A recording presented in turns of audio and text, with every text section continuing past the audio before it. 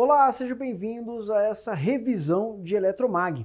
Então, o que a gente vai ver nessa revisão? A gente vai rapidamente resolver alguns exercícios, focar alguns conceitos. E então, estou partindo do pressuposto que você já viu as aulas. E aí é só revisionar, só relembrar alguma coisa e outra. Então, eu vou fazer por unidade. Então, vamos começar com a unidade 1, eletrostática. Então, dentro da eletrostática, a gente viu força elétrica, campo elétrico, lei de Gauss e potenciais elétricos. Vamos começar com um exercício, né? O exercício já está com a resposta aqui, né? Mas vamos analisar esse exercício. A figura abaixo mostra as linhas equipotenciais. As linhas equipotenciais são essas linhas tracejadas aqui ao redor da minha carga. De um campo elétrico, no qual a carga elétrica se desloca realizando um trabalho de 40 vezes 10 elevado a menos 19. Não é 10 menos 19, é 10 elevado a menos 19, né? E qual é a diferença de potencial entre A e B? Então é o seguinte, é uma carga elétrica positiva, né? Porque ela está divergindo. E aí qual é o trabalho dela de A até B? Não importa muito, nesse caso aqui, como que ele já me deu o trabalho, que é 40, eu não estou me importando muito com a carga, o sinal de carga entre A e B. Tá? Ele só quer saber o potencial. Para saber o potencial, diferença de potencial, B menos A. Então, potencial B menos VA. Como já deu trabalho, só você colocar o W, né, que o W é o work, trabalho. Então, 40 vezes 10 é menos 19, agora aqui está certo. Dividido pela minha carga. Nesse caso aqui, vai ser minha carga do elétron, né? A carga do próton, né? Não importa. Então, 1,6 vezes 10 elevado a menos 19. Então, 40 dividido por 1,6 dá 25. 10 elevado a 19 aqui em cima e embaixo, corta. Né? Corta, simplifica, tá, pessoal? Se falar isso para o matemático, ele fica meio estressado. Então, simplificou, ficou só 25 volts. Fácil, né? Agora vamos ver uma outra questão que envolve cargas pontuais. Se envolve cargas pontuais localizadas no vácuo, né, essas cargas pontuais. Né? Então, a gente tem o QX, Q1, Q2, Q3 e Q4. Podemos analisar a partir da lei de Gauss o fluxo de campo elétrico que atravessa essa superfície. Né? Essa superfície. Bom, então essa daqui é a minha superfície. Né? A gente vai chamar de superfície de Gauss. Então, a pergunta é quantas cargas que tem dentro dessa superfície, basicamente. Né? Então ele quer saber o fluxo. O fluxo elétrico vai depender das cargas dentro da superfície. Então, o fluxo vai depender da soma dessas cargas. Então, Q1, Q2, Q3. Né? Dividido por epsilon zero. Por que o epsilon zero? Porque a minha carga está no vácuo. Se está no vácuo, tem que ser a permissividade do vácuo. E o que está fora, professor? Não entra. Né? O fluxo, não tem fluxo, porque meu fluxo só é o que está dentro da minha superfície. Né? Foi isso que Gauss pensou. Ele pensou, cara, será que tem como eu achar a carga total, né, de um sistema apenas circulando uma superfície e ver quanto de fluxo elétrico passa por ela? Foi isso que ele pensou. Então aí o fluxo seria só a soma dessas cargas. Beleza? Então isso aí é se utilizando aí da sacada de Gauss. Bom, com isso a gente finaliza a unidade 1. A força elétrica e campo elétrico, a gente já resolveu bastante exercícios na aula. Então, se você quiser voltar para as aulas, lá tem bastante exercício. Aqui eu só queria focar o que não deu para fazer, revisionar o que não deu para fazer nas aulas 1 e 2. Agora, unidade 2, magnetostática. Dentro dela tem força magnética, campos magnéticos, lei de Ampère e magnetismo na matéria. Uma coisa que a gente não focou muito nas nossas aulas, né, foi a parte do campo magnético no interior de um toroide. Então aqui a gente tem um toroidal, né, que é mais ou menos um solenoide fechado, né? Que o solenoide padrão ele é só uma espécie de cilindro, né? Ele é aberto. O problema dele é que escapa campo magnético. Para não escapar, o que eu faço? Eu coloco ele, como eu posso dizer, eu fecho ele, né? Fecho esse solenoide. Ele vai virar uma outra geometria. É a geometria do toroidal, né? Toroide. Então, o toroide nada mais é uma espécie de um solenoide fechado, que você tem várias espiras. Né? O interessante do toroide, né, uma coisa interessante, é que só no interior da minha espira que vou ter campo magnético. Fora dele, não tem, ou é muito pequeno. Então é por isso que nossos carregadores de celulares, se você desmontar ele, você vai ver uma bobina parecida com essa. Por quê? Porque como que é um transformador fechado, ele não vai interferir nos outros componentes do circuito. Ou seja, evita de esquentar. Então quando você tem um toroide no teu circuito, significa dizer que ele é mais eficiente e evita de esquentar muito. Por que esquentar muito? É porque quando você está com um transformador padrão, né, aquele transformador retangular, né, no circuito, os outros componentes que estão em volta dele vão ser induzidos, né, por esse transformador. Então ele vai induzir carga elétrica nos componentes. Induzindo carga elétrica nos componentes, né, você tem corrente elétrica e essa corrente elétrica vai fazer esquentar seu componente. Então para evitar, né, essas correntes parasitas, né, que vai estar ao redor do teu circuito, a gente coloca um transformador toroidal. Né? Ele é muito bom por causa disso, né? Porque ele não esquenta e também tem mais eficiência energética, porém ele é mais caro, né? Porque o modo de produzir ele é um pouco mais difícil, diferente dos outros transformadores, né, retangulares. E aí para você calcular o campo magnético, né, ele parte, né, dessa integral, então ele vira o campo magnético, ele é proporcional o que está dentro dele, né, que no caso é o vácuo, né, a permeabilidade do vácuo, a minha intensidade de corrente, o número de espiras dividido por 2πr. Né, 2πr é porque é a linha, né, essa linha aqui que está ao redor do toroide. E aí vamos para uma questão. O campo magnético dentro de uma bobina toroidal depende apenas da distância do eixo central, tudo bem. E é proporcional à densidade de corrente do enrolamento. Vamos ver a figura a seguir, então essa aqui é a figura a seguir. Sabendo que o número de espiras é de 25 e a corrente que percorre a bobina é cerca de 2 A, a uma distância cerca de 30 centímetros do centro, ou seja, fora da bobina toroidal. Qual é o campo magnético dessa bobina ideal? O que você acha? Está fora do toroide. Né? Se for uma bobina ideal, significa dizer que fora dela não tem campo magnético. Então, B igual a zero. Né? B igual a zero. A gente olha a questão, tem 25, tem não sei o que, cara, no final das contas vai ser zero. Por quê? Porque está fora. Se está fora, não tem sentido você calcular. Não tem sentido você calcular. Então, é zero. Então, só como para você memorizar, o que está fora, zero. O que está dentro, aí você calcula utilizando a equação do slide anterior. Com isso, vamos para a unidade 3, eletrodinâmica, a lei de Faraday e indutância. Quando a gente fala lei de Faraday, né, indutância, a gente já pensa em transformadores. Né? Então aqui é uma questão de transformador. O transformador é basicamente composto por 2 ou mais enrolamentos de fio, né, conhecidos como primário e secundário, enrolados em torno de um núcleo de ferro. Né? Um núcleo de ferro para aumentar mais a minha magnetização. Porque o ferro, a gente viu que é um elemento ferromagnético. Por isso que vem ferromagnético. Né? São elemento com magnetismo natural. O enrolamento primário é conectado à fonte de energia elétrica. Então, primário é uma fonte de energia elétrica que tem que ser alternada. Né? Para você ter indutância, você precisa ter alternação. Tem que ser uma corrente alternada. E o enrolamento secundário é conectado ao circuito de carga. Ou seja, já vai para a minha carga o secundário. A razão do primário e secundário é de N1 por N2 igual a 10. O que isso significa? Que cada 10 enrolamentos no primário, eu tenho um enrolamento no secundário. Por isso que N é maior, né? Está em cima, N1 é maior, está em cima, e N2 é menor, está embaixo. Então tem que dar um número, né? Maior, né? Então significa dizer que o número de enrolamentos do primário é maior que o secundário, tudo bem? Então quando você vê N1 dividido por N2, significa e tiver um valor que não está 1 sobre, não está 1 sobre, ou com vírgula, etc., você sabe que o enrolamento do primário é maior que o secundário.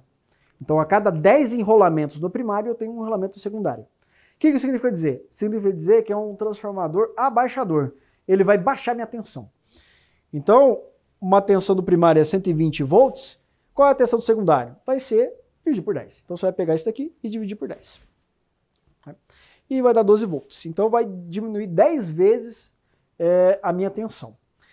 E aí sim eu posso se utilizar disso daqui, ó, para trabalhar com componentes de eletrônica, né? Geralmente a eletrônica está na casa aí de 12 volts, 24 volts, 5 volts. Então aí eu consigo, é um transformador provavelmente utilizado aí para você montar um retificador, montar alguma coisa para você trabalhar com eletrônica. Então, transformador abaixador. Vamos fazer outro exercício? Agora, vamos analisar, né, esses rotores com bobinas que giram em campo magnético. Isso é uma forma de medir campos magnéticos desconhecidos. Considere uma bobina de 10 centímetros, né, contendo 50 espiras, que gira em torno de um eixo perpendicular com determinado módulo de campo e uma frequência de 50 Hz. Se a fé induzida máxima da bobina for de 6 volts, encontre o valor do campo magnético. Então ele quer saber o valor do campo magnético. Observação, seno de 90 igual. Então ele já deu ali que está perpendicular, né? Perpendicular significa dizer que minha fé é máxima. Né? Fém, lembrando que fém é força eletromotriz. Força eletromotriz. Então, para fazer esse cálculo, né, já está a resposta aí, mas para fazer esse cálculo, né, você vai pegar, a gente já viu essa equação, ela vai depender do quê? Vai depender da minha força eletromotriz, que é 6 volts, 50, que é o número de voltas, e a área, né? Então, a minha área é πr ao quadrado, né? A minha área é πr ao quadrado, né, dessa bobina, né, πr ao quadrado, desse cilindro, né? Na verdade não é o cilindro, é só como eu posso dizer, é a primeira parte do cilindro, né, que é o círculo, né, que é o círculo da minha área do círculo, vezes 2π vezes 50, né, que seria a frequência, né, que seria essa frequência. E aí quando você vai fazer a sua, né, porque a frequência você pode transformar isso, aí você vai resolver esse cara aqui, e aí no fim você tem 1,2 Tesla. Então esse rotor que gira em campo magnético, ele vai estar com um campo de aproximadamente 1,2 Tesla. Então esse daqui é um exemplo resolvido, né? Basta se utilizar dessa equação quando você quer saber o quê? O campo magnético em função da minha fé induzida, beleza? E aí você pode utilizar essas outras propriedades aqui para conseguir achar o campo magnético. Bom, equação de Maxwell. Então aqui a gente tem a equação de Maxwell, que ela é composta aí, dentro da unidade 4, a corrente de deslocamento, equações de Maxwell, ondas eletromagnéticas, vetor de Poynting e espectro eletromagnético. Então aqui a gente tem uma onda sinoidal com característica eletromagnética, ela tem uma frequência de 900 MHz, e se propaga no vácuo. Né? Em um determinado instante, o campo elétrico chega ao seu valor máximo de 750 newtons por coulomb. Com essas informações, calcule o comprimento de onda e o período dessa onda. A gente só vai calcular só o comprimento de onda, né? E deixa eu voltar aqui. A gente vai calcular aqui, pessoal, só o nosso comprimento de onda, tá? Então vamos calcular só o comprimento de onda. Então, o período dessa onda e o campo magnético a gente não vai fazer, tá? Então, é só o comprimento de onda. Para achar o comprimento de onda, é bem simples, né? Basta você pegar o lambda aqui, e a gente sabe que uma onda eletromagnética, ela tem 300.000 km por segundo. Isso equivalente a 3 vezes 10 a 8 metros, né? Convertendo, tem mais 3 zeros, né? Então, fica só 10 elevado a 8. E dividido por 9 vezes 10 elevado a 8. Então você corta aqui o 10 elevado a 8, 3 por 9, né? Isso dá 0,33 ou 33 centímetros, tá bom? E aí, agora sim, né? Eu calculei, agora sim, como exercício, calcule o período dessa onda, né? Lembrando que o período é o inverso da frequência. É só você pegar esse 900 MHz e inverter ela. Fica 1 sobre 9 vezes 10 a 8, né? Porque aí tá mega, né? 900 mega. E aí você vai fazer essa operação, né? Então fica aí para você. E aí o campo magnético, né, da sua onda, como que você já tem um campo elétrico, né, você consegue relacionar, né? Isso aqui é só uma dica para você resolver. Você consegue relacionar. Lembrando que a velocidade de uma onda eletromagnética é a relação entre o campo magnético e o campo elétrico.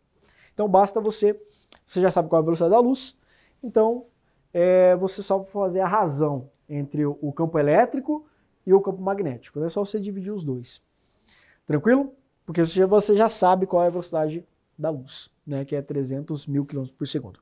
Então nessa primeira parte eu resolvi o comprimento de onda, e aí fica para você resolver agora o período, que é apenas fazer o inverso disso daqui, e o campo magnético, que seria o quê? Que seria a razão entre a velocidade de propagação da onda eletromagnética e a razão entre o campo elétrico pelo campo magnético. Então, como você já tem a velocidade, então, se você já tem também o campo elétrico, basta você fazer essa operação aí e você vai achar o campo magnético. Qualquer coisa, tem no material a expressão, aí você pode olhar no material, aí você vai conseguir resolver. Tranquilo? Bom, agora a gente finalizou a unidade 4, e aí eu vou falar rapidamente do APA. Né, o APA, ele é a nossa atividade prática, né? E ela é um problema que tem nela para vocês resolverem, né, essa atividade, um desafio, é vocês analisar um transmissor de uma antena. Então a unidade de medida de potência de um transmissor de ondas eletromagnéticas é o dBm, né, que tem como referência 1 mW, que é a nossa referência.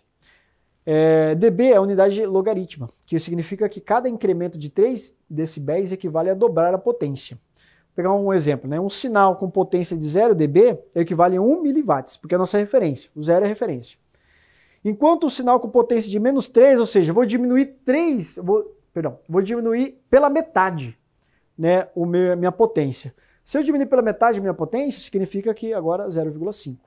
E se fosse 3 dBm positivo, eu ia dobrar, seria 2 mW. Então essa daqui é uma maneira mais prática para você verificar a potência da sua antena. Então dBm é a potência da sua antena, beleza? Então essa daqui é se utilizando das unidades logarítmicas. E aí a questão, não vou resolver, vocês vão resolver, só vou dar uma ajuda. Né? Vamos supor que uma antena transmissora tem uma intensidade de onda cerca de 5 vezes 10 elevado a menos 9 watts por metro quadrado.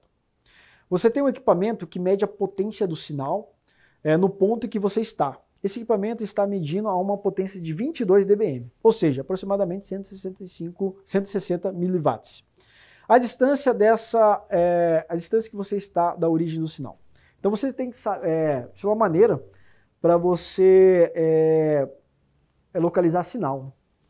Então, por exemplo, você pode ter um medidor, né, de potência, né, de um receptor, né, um medidor, um receptor, e aí tem um transmissor. Então você sabe em que distância você está do transmissor. Isso aí o pessoal muito usa esse equipamento aí para achar rádio pirata. Então às vezes está com o equipamento lá, você sintoniza com com aquela frequência, né, do transmissor, e aí você vai se localizando, né? Aí você vai para uma direção, e se o sinal aumenta, quer dizer que a direção da antena está nesse sentido. Aí você vai, enquanto o sinal está aumentando, você vai ver se está próximo ou se está longe. Então isso daqui é uma maneira aí, esse equipamento é utilizado aí para rádio pirata, que antigamente tinha muito mais problemas, agora nem tanto, né? Que eu acho que pouca gente ouve rádio, agora é só no podcast. Bom, então vocês vão ter que se utilizar, né, do quê? Você tem que utilizar daquele cálculo, até a gente fez um exemplo numa aula, que a densidade de radiação era igual à minha potência dividido por 4πr², ou seja, a área da esfera. Então, se utilizando aquela equação, é a chave para você achar qual distância você está da origem do sinal, beleza? Então essa é a dica que eu vou dar para você e não é tão difícil você conseguir resolver.